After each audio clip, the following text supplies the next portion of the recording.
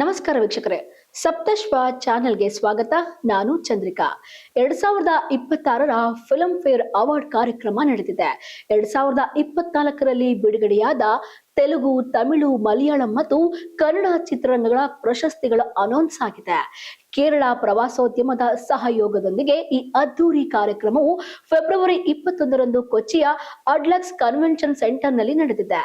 ಎಲ್ಲಾ ನಟ ನಟಿಯರು ಒಂದೇ ವೇದಿಕೆಯಲ್ಲಿ ಸೇರಿರುವುದು, ರೋಮಾಂಚಕ ಪ್ರದರ್ಶನಗಳು, ಹೃದಯ ಸ್ಪರ್ಶಿ ಭಾಷಣಗಳು ಎಲ್ಲವೂ ಒಟ್ಟಾಗಿ ಒಂದು ಅದ್ಭುತವಾದ ಕಾರ್ಯಕ್ರಮ ನಡೆದಿದೆ.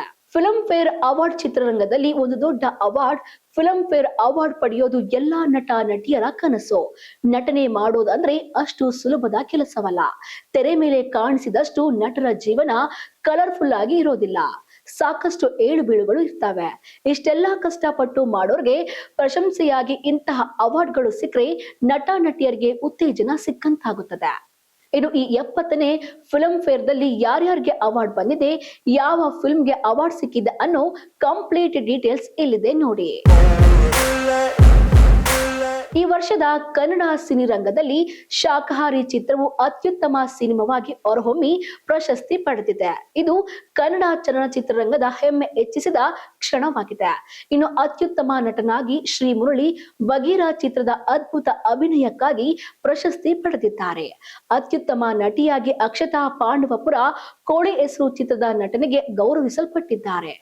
ನಿರ್ದೇಶನದ ವಿಭಾಗದಲ್ಲಿ ಪೃಥ್ವಿ ಕೊಣನೂರು ಅತ್ಯುತ್ತಮ ನಿರ್ದೇಶಕರಾಗಿ ಹೊರಹೊಮ್ಮಿದ್ದಾರೆ. ವಿಮರ್ಶಕರ ಆಯ್ಕೆಯ ಅತ್ಯುತ್ತಮ ಚಿತ್ರ ಪ್ರಶಸ್ತಿಯನ್ನು ಬ್ಲಿಂಕ್ಗೆ ದೊರೆತಿದೆ. ಇದೇ ಚಿತ್ರದಲ್ಲಿ ನಟಿಸಿದ ಗೋಪಾಲಕೃಷ್ಣ ದೇಶಪಾಂಡೆ ಅತ್ಯುತ್ತಮ ಪೋಷಕ ನಟ ಪ್ರಶಸ್ತಿಯನ್ನು ಪಡೆದುಕೊಂಡಿದ್ದಾರೆ. ಪ್ರಿಯಾ ಶಟಮರ್ಷಣ ಭೀಮಾ ಚಿತ್ರದ ಪಾತ್ರಕ್ಕಾಗಿ ಅತ್ಯುತ್ತಮ ಪೋಷಕ ನಟಿಯಾಗಿ ಆಯ್ಕೆಯಾಗಿದ್ದಾರೆ. ಸಂಗೀತ ವಿಭಾಗದಲ್ಲಿ ಕೃಷ್ಣಂ ಪ್ರಣಯ ಸಖಿ ಚಿತ್ರದ ದ್ವಾಪರ್ ಹಾಡಿಗೆ ಜಸ್ಕರಣ್ ಸಿಂಗ್ ಅತ್ಯುತ್ತಮ ಗಾಯಕ ಪ್ರಶಸ್ತಿ ಪಡೆದಿದ್ದಾರೆ. ಕರ್ಟಕ ದಮನಕ ಚಿತ್ರದ ಹಿತಲಕ ಕರಿಬೇಡಿ ಮಾವ ಹಾಡಿಗೆ ಶ್ರುತಿ ಪ್ರಹ್ಲಾದ್ ಅತ್ಯುತ್ತಮ ಗಾಯಕಿಯಾಗಿ ಹೊರಹೊಮ್ಮಿದ್ದಾರೆ. ವಿಮರ್ಶಕರ ಆಯ್ಕೆಯ ಅತ್ಯುತ್ತಮ ನಟ ಪ್ರಶಸ್ತಿಯನ್ನು ಕೆರೆಬೇಟ ಚಿತ್ರದ ಗೌರಿಶಂಕರ್ ಪಡೆದರೆ, ಅತ್ಯುತ್ತಮ ನಟಿಯಾಗಿ ಇಬ್ಬನಿ ತಬ್ಬಿದ ಇಳಿಯಲಿ ಚಿತ್ರದ ಅಂಕಿತಾ ಅಮರ್ ಆಯ್ಕೆಯಾಗಿದ್ದಾರೆ. ಸಂಗೀತ ನಿರ್ದೇಶನದ ವಿಭಾಗದಲ್ಲಿ ಅರ್ಜುನ್ ಜನ್ಯ ಕೃಷ್ಣಂ ಪ್ರಣಯ ಸಖಿ ಚಿತ್ರದ ಸಂಗೀತಕ್ಕಾಗಿ ಪ್ರಶಸ್ತಿ ಪಡೆದಿದ್ದಾರೆ.